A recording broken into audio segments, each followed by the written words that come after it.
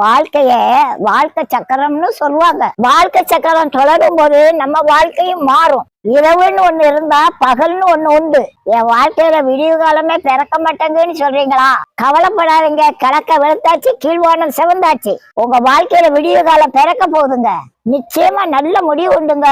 உங்க நம்பிக்கை வீண் போகாதுங்க. உங்க கண்ணீருக்கும் கவலைக்கும் ஒரு முடிவு காலம் வந்துச்சுங்க. உங்க கஷ்டத்துக்கும் கடன் பிரச்சனைக்கும் ஒரு முடிவு காலம் வரப்போகுதுங்க. அந்தரங்கத்துல வடிச்ச கண்ணீருக்கு ஒரு முடிவு வரப்போகுதுங்க. 12 வருஷமா ஒரு பொண்ணுக்கு கொஞ்சம் கொஞ்சமா ஜீவன் போய்கிட்டு இருக்குது. என் வியாதிக்கு ஒரு முடிவே இல்லையான்னு அந்த பொண்ணு கண்ணீர் வடிச்சா. கொஞ்சம் கொஞ்சமா போற ஜீவன் மொத்தமா போனாலும் பரவாயில்லையேன்னு அந்த பொண்ணு நினைச்சா. நகை நட்டு சொத்து பத்து எல்லாத்தையும் வித்து செலவழிச்சோம். அவ வியாதி தீரல. கண்ணீருக்கு முடிவுகிறது ஏசு அவளை தேடி அவ ஊருக்கே வந்துட்டாருங்க. இப்ப இயேசுவை தேடி இந்த பொண்ணு போனாங்க. ஏசப்பா அங்கேயே தொட்டா பாருங்க, உடனே அவ வியாதிக்கு ஒரு முடிவு வந்துட்டு. கொஞ்சம் கொஞ்சமா போய்கிட்டு இருந்த அவ ஜீவனை ஏசப்பா தடுத்து நிறுத்தினாருங்க. ஏசப்பா மனுஷனோட ஜீவனை அழிக்க வரல, வாழ வைக்க வந்தாரு. அந்த ஏசப்பா உங்களையும் வாழ வைப்பாருங்க. உங்க கண்ணீருக்கு அவர் முடிவு கட்டுவாருங்க. ஏசப்பா உங்களை தேடி பாதி வழி வந்துட்டாரு. இனிமேல் நீங்க அவரை தேடி போக வேண்டியதுதான் பாய்ச்சி.